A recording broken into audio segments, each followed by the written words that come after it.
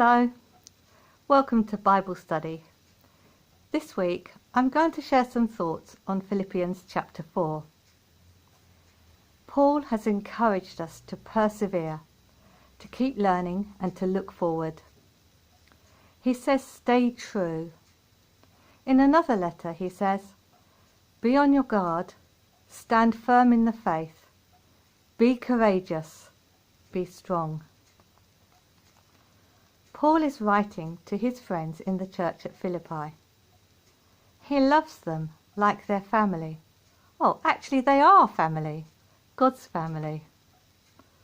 He longs to see them. And now don't we know what that feels like? It's been so many months of social distancing. It'll be really good to be able to meet up and see each other again. And it's so good to see you when we meet on Zoom. I really look forward to it. The believers in Philippi bring Paul great happiness, and when he hears about their love for Jesus, he feels that all his hard work for them has been well worth it. Paul asks two women, Rhodia and Syntyche, I hope that's how you pronounce their names, to end their quarrel. How embarrassing for them. But I'm guessing that their disagreement was big enough and toxic enough that everyone already knew about it. These women were friends of Paul's. He respected them. He'd worked with them to spread the good news about Jesus. I don't think Paul felt at all superior, because he was speaking as one who had lost his best friend and mentor through a quarrel.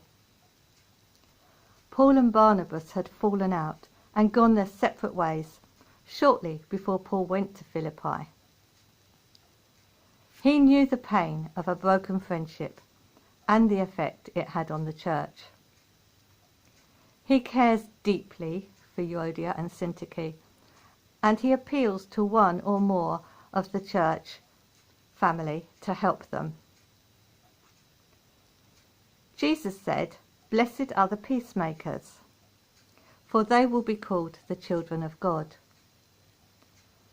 So let's try to handle our conflicts constructively, to be quick to say sorry and quick to forgive, to talk things through and to show love and kindness. Let's replace our grumbling about people with gratitude. Let's thank God for each other. We have a lot to be grateful for, and we can always be happy that God is with us and is our helper. Here is God's antidote to worry. Don't worry about anything.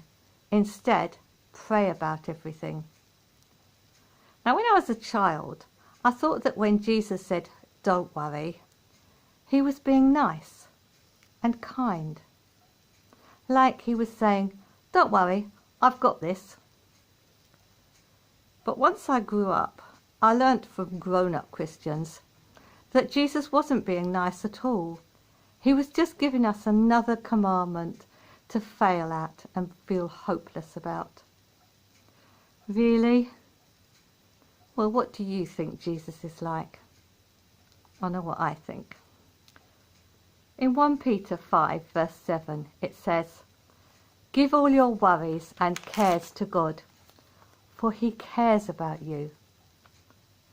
So you can talk to him about whatever is worrying you and ask him for help. Dr. Martin Lloyd-Jones said that we need to talk to ourselves more and listen to ourselves less. Some of the Psalms help us with this. Try Psalm 42. The psalmist says how sad and discouraged he is, but he also tells himself that he will put his hope in God and praise him again.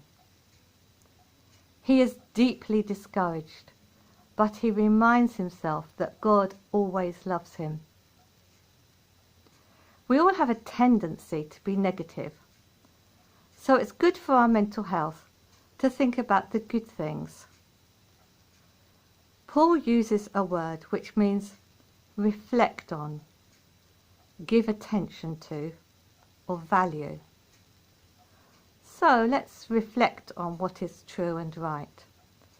Give attention to what is excellent and praiseworthy. Value what is pure and lovely. Let's be proactive in choosing to watch, read, listen to what is wholesome and brings peace. Praying and trusting God brings peace. God gives us his peace. The peace of God is not just a feeling.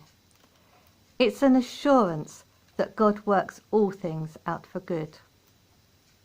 It's a knowledge that he will help. It's the comfort of his presence. And it's good for our well-being. We can experience God's peace more and more as we learn to trust him. And sometimes he gives us extra special doses when we need it most. Thank you for listening. Bye.